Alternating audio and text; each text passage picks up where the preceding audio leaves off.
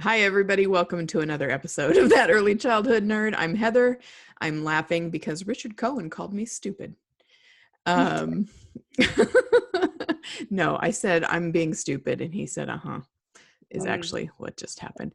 So Richard is here, and also Carol Garboden Murray is here. I almost said Murphy. I'm sorry, Carol. It happens all the time. So we're going to talk. Carol, I think before we get into the specific topic of this episode, the reason we're here is because you have a book coming out that Richard and I are super excited about. So will you talk about that a little bit, and then we'll jump into the quote and the conversation for the podcast. Sure. I have a book coming out called Illuminating Care. It's with Exchange Press. It's all about care, the pedagogy and practice of care. And it's been a journey writing it. It's been in process for a really long time. So it feels exciting and very timely that it's coming out now during COVID, because we're all thinking about care and seeing care in new ways. And Exchange really pushed me on it. I love to I love the philosophy. I love the care ethics and feminist ethics and educational philosophy. So I can go on and on about this stuff that seems kind of ethereal, and Exchange really pushed me with this book. They said, you really need to make it practical. We want to know what it looks like when you're diapering children. What is the pedagogy of care? What is the practice of care during meal times? Can you please find a way to distill that philosophy and make it real for people? So it was a huge journey for me, having them like understand what I was doing and wanting to support me, but also pushing me along in a very, very supportive way. So I've learned so much writing this book. I'm so excited. Yeah. Well, I am too, as I said. And listeners will have heard you on the show before. So we sort of have had a couple of these conversations already. But I just think it's such a timely idea. But also I think it's an idea that's been floating around there that maybe people haven't been brave enough to say or comfortable enough to say. And I think you're going to liberate a lot of people who have kind of been uncomfortable with this dichotomy that we're going to talk about. Before we go into the quote, before we go into the quote, okay. As someone who was liberated by Carol's book, I wanted to just take a moment to speak to that for a second, if that's okay. And even if it's not okay, I'm going to speak to it anyway. As my mother used to say, do what you want, you will anyway. So that's a lifestyle choice. So Carol, I'm so thrilled to know you and to have read. Heather and I got a sneak peek at your book, and it really, liberating is such a good word, Heather. I've been in the field for over 36 years. And so even before I arrived in it, people have argued about, you hear people talk about early childhood education and how that's more important than care, and caregivers are less valuable and worthy and essential than educators. And that's been dogging me my whole career, because I put my heart into my work and into my career, but I've never really been able to find the words to explain it until Carol's book came into my life. We think of care as being a subset of early childhood education, but when Carol said, no, early childhood education is a subset of care, that's the umbrella that wraps around everything else, I went, oh, yes, that's what I've been trying to say for 30 some odd years. And I get to let go of that horrible patriarchal idea that logic and thinking are more important in this world than feeling. My own personal experience and all the research tells us that in the first 5 years of life, everything that Carol speaks about is our most important gift. And I'm so thrilled to finally have that in writing. So I just wanted to say thank you, Carol. Carol, for that. Thank you. That my heart is bursting hearing you say that, because not very many people have looked at the book yet. And also, that is such a common, I did start teaching workshops on this topic as I was writing it. And what you're saying is so common. It's what everyone says, and it's what I feel too. It's like, it's this thing that we've been trying to say, we just haven't been able to quite land on it. And I mean, I think for me, taking this journey with care, it taught me how to say what I wanted to say, really, and to say that it's invisible. That's the thing about care. It is this invisible. It's like so many things in early childhood. The process. It's about the process. We don't see a big product. It's ephemeral, it disappears. It's like when you play with blocks, you have to clean them up and put them away, and no one sees how much you learned when you were playing with blocks. And when we care for children, it's invisible, it's ephemeral. It's the stuff that happens between people in relationships that we can't always pin down. And it's like being home with the kids all day, and your partner comes home at the end of the day and said, "What'd you do all day?" And you're kind of, what did I do all day? I don't have anything to show for it, but we've been eating and cooking and sleeping and playing and taking walks and holding hands. We've been doing all these things that's building the child, that's building the child's brain, his body, heart, mind. And the other thing is what you said about the patriarchal society we live in. We haven't been allowed to talk about care. The educational systems we operate in are so hierarchical. Mm-hmm. They place and the pieces that we assess the professionals in our field around state by state vastly tip towards cognition and and devalue what children, how they're thriving through care, which is way more important than colors, letters, numbers, and shapes will ever be. Yes, yeah, it's true. Yeah, so that invisible aspect is something I talk a lot about and examine a lot. And what you said is what so many people have said when I've started talking about this. Like, wow, I've been trying to say that. I know what you're saying. It feels so good to hear someone say this. Yes. So thank you. Thank you. All right, we don't even need a quote. Well, the quote is good. Yeah. Okay, but the quote just ties into what you're already saying, and then we can expand, but I've got to keep it up for the franchise. So the quote is, "Care unites the head, hand, and heart of the teacher. Caring asks us to be intelligent, thinking, respectful, state-of-the-art teachers." Which for me really just sort of brought together, I think, the elements that divide around this idea that you're either a teacher or you're just childcare, or you're just caring, or you're just a babysitter or whatever. Because even within our own field, with people who do the same kinds of work that we're doing, we still feel this need to set up that hierarchy and to maintain it and to be sort of gatekeepers of the real profession. And so we set up, all these barriers. And I, lately, and I know that I think I've talked with both of you about this, during the sort of COVID celebration of teachers, and then the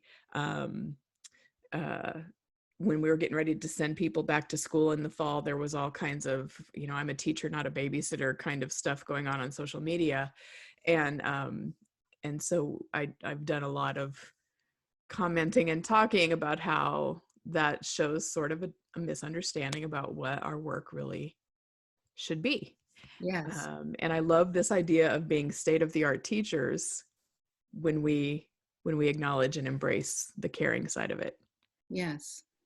And I think when we can name care as a pedagogy, and include those moments, those all the time. And we spend so much time caring, right? I mean, whether it's helping a child wash his hands or get his lunchbox out, put on his coat, put her rest mat out, helping her regulate and fall asleep, holding her hand. And I wonder what the percentage is really of caring.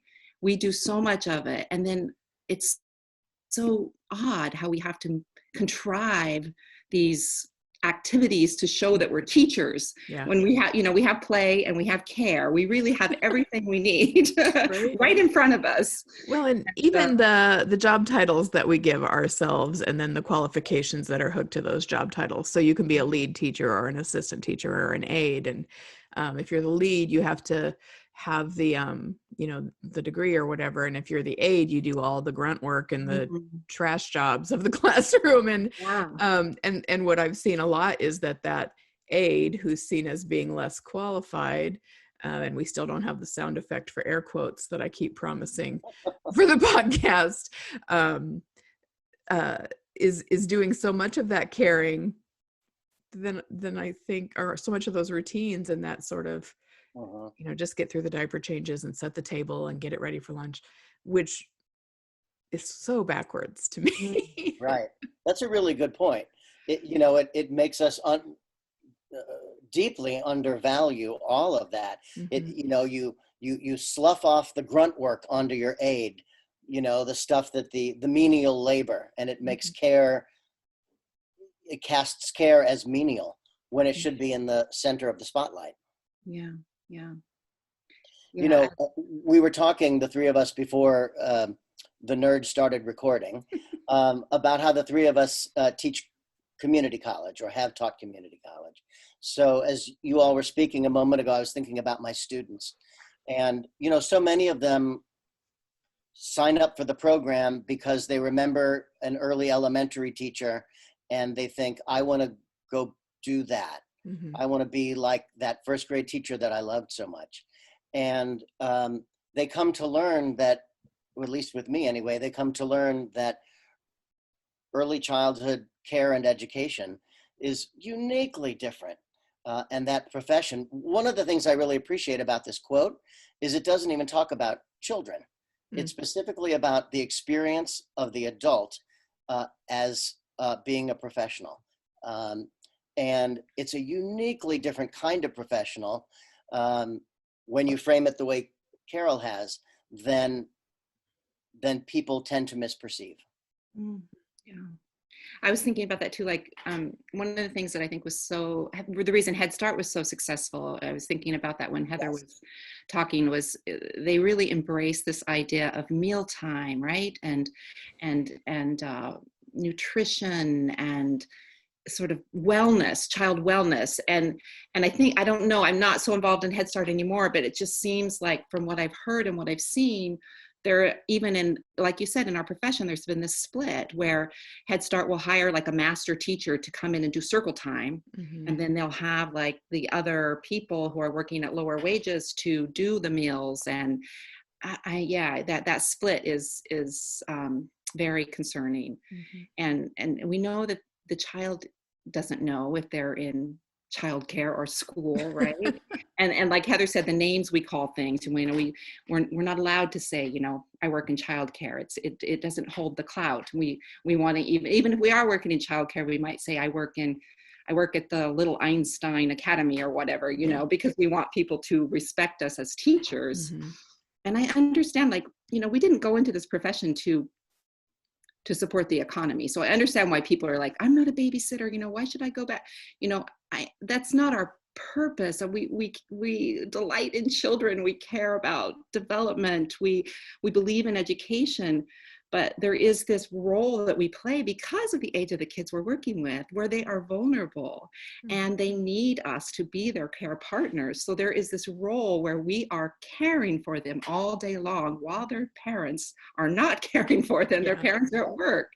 So it's such an intimate invitation that we have to embrace care as an honor. And even today I was thinking, like, I'm a director, and I was in and out of the program today. And at one point I was giving the teachers lunch breaks, and I was sitting with a little girl. She came up to me, and she's one of these little kids who is just like, she's 4, but she's like 34. She doesn't need me at all. She gets her own lunch ready. She's totally independent. But her hair kept falling out of her barrette. And she kept coming over me to ask me to like help clip her hair back in. And as I was doing that, you know, we just kind of locked eyes. We had this moment of laughing. I was commenting on how wild and beautiful her hair was and how I couldn't, and it kept getting out of that barrette. And I thought, well, there's this moment where this little girl didn't need me to care for her, but she kept coming back. And she kept like, oh, Carol, it came out again. You know, my barrette popped out again. And here I'm touching her head and touching her hair and fixing her barrette. And then I left that moment thinking, I don't think I've really cared for her this year, because she's not someone I've been, you know, helping open their lunchbox or helping pull up their pants or any of that stuff. But then she found this way to keep coming back to me. And we had this intimate moment of eye contact and physical touch. And I don't know, I just left the work thinking of that today, thinking about this invitation that we have when we are partners and companions with children around their physical needs, and what does the way we respond to their physical needs say to them about their worth? You know, does it elevate them, or does it cause them to think that, you know, things of the body are less important than things of the mind? Right. Yeah. I would say it's, for me anyway, it's less of an invitation and more of an imperative. And when I think about, you were talking earlier about Head Start, I'm sure you both know the history and the origins of Head Start, but you know, when that came around in 62, I think, as it was being designed, the whole idea of what would give a young child who wasn't having any experiences prior to their formal entry into kindergarten, what would give them that Head Start was support in their social emotional development. Yeah. And then somewhere along the way in the 80s, or 90s, No Child Left Behind came around. And suddenly it was, no, what would give them the Head Start is their academic, support. And that to me was always a tragic misunderstanding of the original purpose and the science behind what human beings need in the first 5 years of life. And has continued. Like, you know, that we're talking about the 90s, that was a long time ago, but really not when we're thinking about how little some of that has changed in the field. So we're talking a lot about the value of care. And we started this by saying we wanted to take away this idea of a dichotomy. It's either care or learning. So let's switch it a little bit and go to the learning side of things for people who are maybe listening along. Maybe they agree, but they're not quite sure they could defend it to somebody else, or maybe they're just not quite sure where the learning happens then. So let's switch and talk about the learning side of things then from this perspective. Well, for me, and I'm going to shut up, Carol, because I really want to. Please go. I'm just not good at letting other people talk. No, I'm happy to. So to me, the brilliance of Carol's book is that it's not one side and another side. It's that education is within the I don't know the word. It's under the umbrella. It's within the context of care. Care isn't next to it. It surrounds it. And is the foundation for it. I always thought it was funny, like when I first started teaching, and I had a long, and I think this helped me a lot. I had a history of working in childcare as I was getting my degree in education to become a real teacher, right? Yep. So I got these super good lessons from some amazing women in childcare. And then I went to be a real teacher in a therapeutic preschool. And I thought, it's really struck me odd, like this whole theme approach and okay, snack time is learning time. So let's see. Okay, so we're gonna do the very hungry caterpillar, and we're gonna let the kids make caterpillars out of bananas or whatever. You know, we're gonna integrate snack into this learning experience, into this literacy experience. And I was like, well, that's really contrived, because snack time is learning time. And just getting your body over there to that chair and getting yourself pulled up and sitting, and then like being able to pour your own water or milk and being able to spread a little peanut butter on your cracker or whatever's there. There's so many opportunities, right? Snack time. I mean, we need to use tools. We can peel carrots, we can chop bananas, we can set the table. It's all there. It's all there. Sequencing and, organization and hand-eye coordination and conversations and literacy, so that's sort of an example how I think of I think what Richard's trying to say, it's totally embedded. It's embedded in the experience.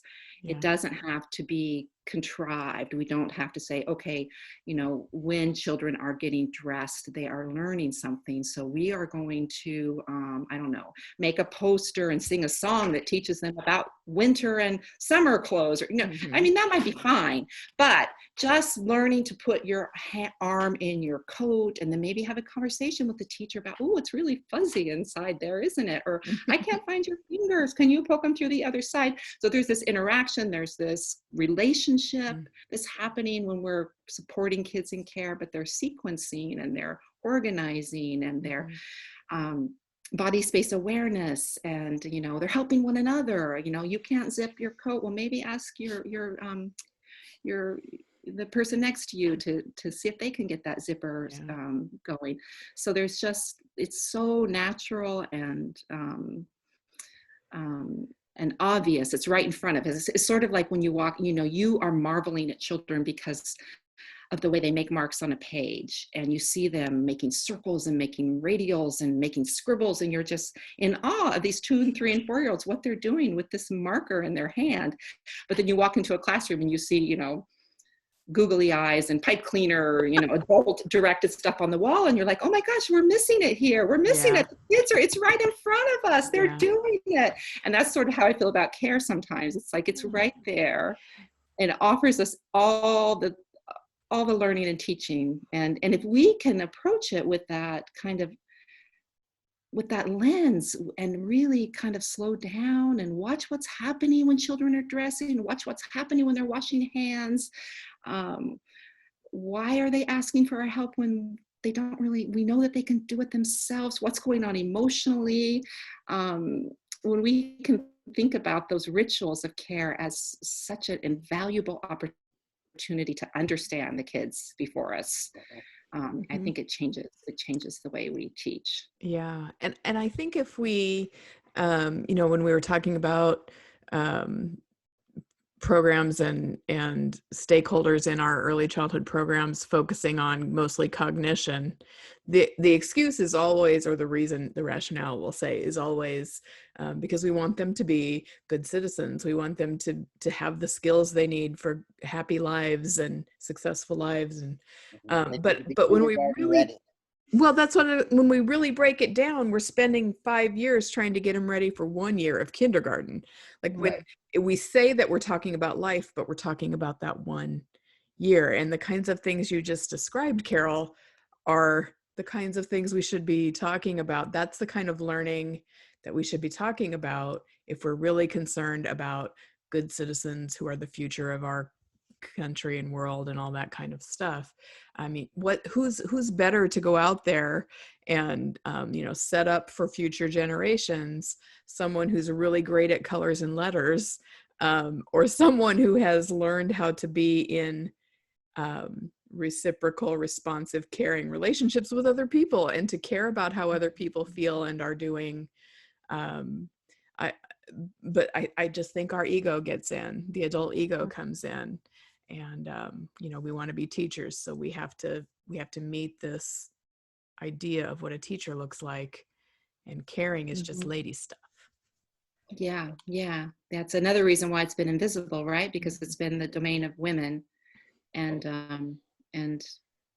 it's been assumed, right, that there's always a mom or a grandma or someone home supporting everyone, and the work that we do in early childhood is primarily been in the domain of women. And I've learned so much also from trying to think about how we can make care attractive and to all genders. Just watching my husband care for my children, I learned a lot from that. I mean, he would scold me for saying, oh, thanks for taking care of the kids. He's like, what's wrong with you? These are my children. Do not thank me for taking care of them. I'm like, oh my God, I am really stuck in some old ways of thinking about things.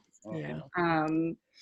So yeah, and we do see, I mean, I see parents being true partners, men and women, men and men, women and women being true partners of care. I mean, maybe like 10, 15 years ago, dads would bring their kids to childcare, but now dads are actually giving baths and braiding hairs and changing diapers. I mean, that has been a huge shift. We still have a long ways to go to invite men into early childhood in a way that they will stay.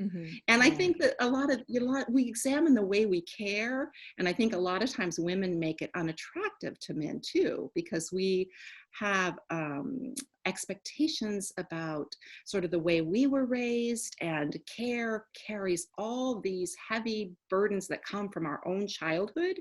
And that's the other thing that's exciting to me about seeing care as a pedagogy, is to really, how do we really know how to care?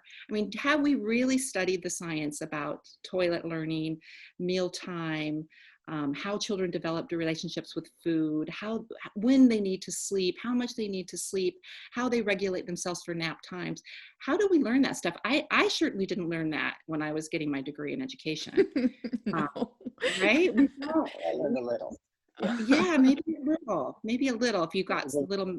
Yeah, there was no class on it. When you look go back to, for example, our community colleges, and you look at what our program, the courses that make up our programs, and that make someone qualified to earn that degree, care is maybe there tangentially, but it's not, it's rarely formally a focus. Yeah. Well, quite often in my own experience, I know this is true, and what I've heard from a lot of other people is that early childhood programs in colleges are being absorbed into elementary ed programs because there's not enough people going to college for early childhood. And so people go in and they take elementary ed classes, which tend to focus on how to present information and how to sort of get compliance and not child development or this caring aspect. So they get this sort of reinforced by the college that they've been told to go to so they can prove they're real teachers. And the information they get is elementary school, and then they're coming into essentially childcare programs where the caring and the relationships are going to be key. And so we don't do good by ourselves. We don't do it right by ourselves in that case sometimes. Well, and I'll just say for anyone out there listening, for whatever it's worth, so I was, before I was teaching community college, I've been a director, a child development center director twice across my career. And, just FYI, when I'm hiring people and I'm looking at resumes that come in, when I see that their degree is in elementary education, that is a major red flag for me. Me too. Yeah. They're not going, it's really likely that they're not going to approach their job from a place of care and the holistic needs of children, if that's what their degree is in. So, I'll have them come in for the interview, but I'm on red alert, and we'll have lots of questions around that, because people will get that elementary ed degree and think, oh, I'm in good stead. And in some places anyway, it's not going to serve you well. The other thing I was going to say is going back a little bit. The thing about this quote that this session is about, again, is about to me, it's about the internal life of the adult. It's not even about the child. And so thinking about, Carol was listing all of these experiences that children have throughout the day, or the possibilities that snack time can be, and the possibility that nap time can be. But they only remain in the land of possibility unless the teacher or the caregiver has the intrinsic motivation to see those opportunities and facilitate them into the real world. Otherwise you're just you're just doing your custodial care for young children. Yeah. So it really starts with the internal life of the teacher, of the grown-up, that holds the space for young children's thriving. And then the other point I was just going to make is that Carol talked about how when you were telling that anecdote, Carol, you were talking about how you felt in awe and you marveled. And I would just point out that awe and marvel are not gender specific, right? But that's why we get into this field. Many of us, right? Or that's why we stay in the field, maybe. Yeah. Some of us get into this field because we think we want to play teacher. Yes. But when we realize it's our calling, it's because we get in contact with that sense of awe and marvel, regardless of your gender. And that motivates you to be the kind of caregiver that you're speaking about. Yeah, it's so true. I think when I think of my childhood, one of my best caregivers was my Uncle Joe. He really was. And I think it was his presence. It was the way he could be totally there for me. So I think a lot about, like you said, this attitude. It's like we can talk about care as custodial. And I want to talk about those actions, those things we do with our hands and our gaze and our touch. I want to talk about those as being very important. But like you said, it's this internal life of our own internal life. How do we view that? So how are we present? How are we listening? How are we, again, it's that invisible stuff. It's the art of care. What is our gaze? What is our pace? What is our movement? How does the child sense that we're really there for them? That it's their body. It's a weird relationship in some ways. It's their body, learning to go to the bathroom, learning to put on your coat, deciding what you want to eat. It is theirs. They own it. But they need us. They're vulnerable. They need us to create these places where they can discover who they are. And it's through this partnership. So something about being very present with kids through care. And we tend to rush, right? I know as a mom, I just remember, it's like rushing, get the kids in the car, you have so much to do. But as early childhood educators, we really have a lot of autonomy to decide, what is our day, what is that habitat going to be like? What is our day going to be like? What are we going to value? Yeah. And what are we going to tell kids when we have to rush through the bathroom and the cubby time to get to the circle time? What message are we giving them about their needs and their growing autonomy and their choices? And so you said it's an imperative, and I thought that was really good too, because what damage could be done? Also, what damage could be done? There isn't maybe a hierarchy. Maybe care is more important than education if we really have to place one in the hierarchy, because what damage could be done by not caring? Right, and is done and has been done for decades in our field. Yeah. And not understanding to children and adults in our field. I mean, honestly, I think we do harm to children and adults in our field. I think we can do harm to ourselves by having that kind of a practice and that attitude that where we're rushing and this part's not important. And that part is when that part's the one that's maybe not going to work. But we know like the activities always frustrated us because they never go like we thought they would go. But we've rushed through this time. Well, we have a lot of well-intentioned people in our field. Yes. Right? They're lovely. Yes. Some of the loveliest human beings you'll ever know are in our field, But I really appreciated, Carol, when you used the word art a moment ago, that it's an art, because because of the patriarchal nature, right? Our field lives within a greater society, and that society is patriarchal by nature. And so therefore, we tend to view it as a science. And especially with the onset of data gathering of the last 20 years. But, people, and it's important to know that this is someone's job, and as low paying as it is, this is their money that's going to help them pay their rent, and they're scared to lose their job. And so sometimes they only think as far as the director said the licensor is coming today, and I have to remember to do those 8 steps of diaper changing because that's what's important. Mhm. versus, well, maybe I forget a step, but the care is there. And there was a connection between me and this infant. That seems to get devalued. Mhm. Yeah. Yeah. Yeah, you know, it was so exciting to me when I was really diving into wanting to know more about care. It's just discovering. I was calling it a pedagogy, you know, care as a pedagogy, and I'd Google care as a pedagogy, and I couldn't find anything. But I found all these like articles for high school and college people who were teaching high school and college. What does it mean to care? What does it mean to care for your Wow. student? Mhm. You know, but there was nothing for us for early childhood or elementary. And Mhm. even like a lot of the care theorists are describing, you know, early childhood as the original care, the nucleus of care.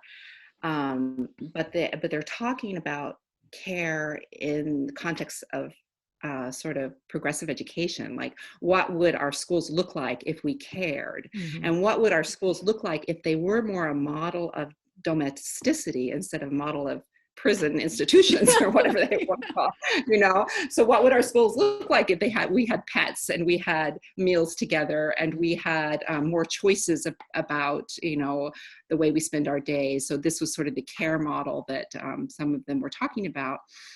But it really was super exciting to me to think that people have been analyzing care and talking about sort of learning from this care ethic and life from this care ethic. You know, how do we make decisions from a sort of a feminist perspective in terms of um, what has traditionally been in the realm of women, the way we make decisions in relationships, the way we recognize our dependency, the way we nurture others.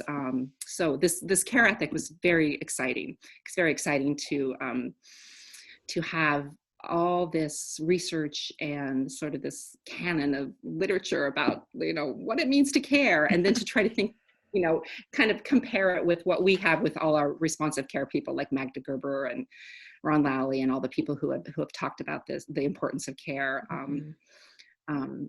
But it was kind of fascinating to me that like Heather said at the beginning, within our own field, we have subjugated it, we've suppressed it, we've Mhm. hidden it. So it's exciting to be able to hold it up. Yeah. We're starting to talk about it and bring it back in and validate care for birth to 3. And we'll Yeah, talk about primary care and all that kind of stuff, but then they turn 3 and suddenly they don't need it anymore. And it's time you're for right. cognition. Right. So I'll true. talk about, I'm sorry, go ahead. No. No, that's so true. When they turn 3, they better not pee their pants, right? And they better be holding a pencil and sitting at a table. You Right. know, it's like, what? They're only 3. And They heaven need forbid care. they cry when mom leaves. Mm-hmm. Well, you know, I teach people about, you know, the importance of creating home-like environments. Yeah. So we'll talk about bring a love seat into your classroom, have a lamp. But you know what I've never said is, uh, you know, the depth. How do I want to say this? What defines home is a place where you feel cared for. Mm-hmm. Yeah. What's really home-like, more than a couch or a lamp, is that you feel I'm in a place where someone cares about me. Mm-hmm. Yeah. That's right. That's so true. And I That's think the that bottom line. might be a good note to wrap it up on. I haven't been paying attention to time, but I No, sort of let got Carol have lost the in the last word. conversation. What? Let Carol have the worst word, last The word. worst word? There's Oh, something sure. Yeah. brilliant, Carol. Yeah. Carol can have the Yeah. last word. Oh, sure. I think that's perfect, Richard. I thought about that a lot too when I once had a parent pull her little girl out of our school, and I had a great relationship with this parent, and she said, you know, we had such a good year with you guys, and now that she's turning 3, I need to find her a real school. Yeah. I need to get her ready for kindergarten. And she pulled her out of the school. And I thought long and hard about that, like the fact that I'm working so hard to make my whole school home-like, and to have pillows, and to have low windows, to have plants. And I tell the parents, we don't hover over kids, we sit on the floor, you know, we hold kids, you know, everything we had done to make our school caring and comfortable. I thought, wow, is that why she pulled her out? You know, I worked so hard to to show this pedagogy of care. And it got me thinking about how we've just hidden it, and we've placed it below education, and how confusing that is for families and parents too. And that parent actually ended up bringing her kid back to my school and said, she missed you guys so much. And so we ended up having a great conversation about what early education is and why we care. But I think that maybe the answer is more imagery of teachers helping children wash their hands, teachers helping kids zip up their coats, sitting with children on their knees.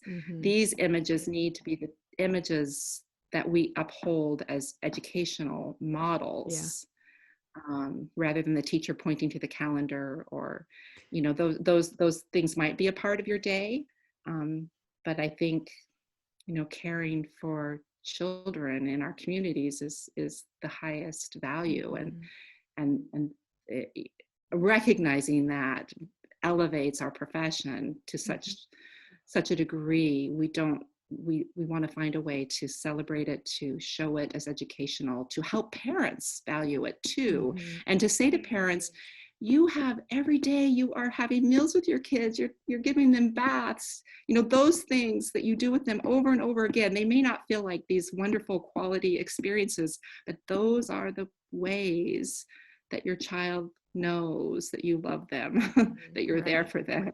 It's through that caring relationship. And don't devalue that in your home life either. They've been sold one thing. We need to sell them something else now. We need to sell them this other idea. Can we help them relax? Forget about this quality time. What is quality time? You have to take your kids to a puppet show or sign them up for ballet. That might be nice, but really quality time is that you're with them at dinner time every single night after night after night after night. And it's not always beautiful. It's not always perfect. It's not always lovely. It's not Martha Stewart. Care is not that. But it is a relationship. It is the deepest truth. And we've talked about relationships so much in early education, but peeling back, how do you form a relationship with a kid? It is, you do come back to that care over and over again. For sure. Yeah, we talk about it a lot. I don't know that our practices always match up with what we're talking about with relationships. All right. Well, thank you so much, Richard, for being here. Carol, for all of your work with this book, and also for being here. And thank you for doing this, Heather. You've done so much for the profession. I mean, these talks, it's exciting. Seriously, I mean, you've put so much out there for the early childhood world to be valued and cared for. You're caring for all the caregivers by doing this. It's huge. Yep.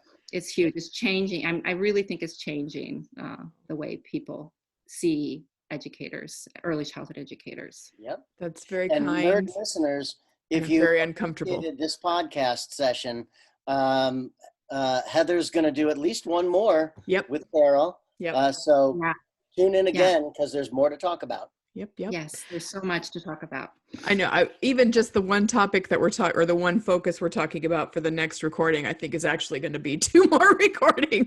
So we could do a whole thing on sort of like Richard said, that internal life of the caregiver, and evaluating care from the perspective of how do you care for yourself? How do you seek care? How do you treat care? How do you care for yourself? Not this old-fashioned notion that caring for yourself means getting a massage or whatever. That's fine if you have to get a massage, but how do you do it while you're working? How do you engage in reciprocal care so that you experience the joy of caring while you're in that giving receiving relationship? All right. That's well, it sounds like we've got self-care and some routine stuff to talk about in future episodes, so that's going to be great, and I'm excited. But I am going to stop recording now. We can talk and talk. I know. So thank you again both for being here. Thanks everybody for listening. Come back next week for another episode. Bye. Thank you. Bye-bye.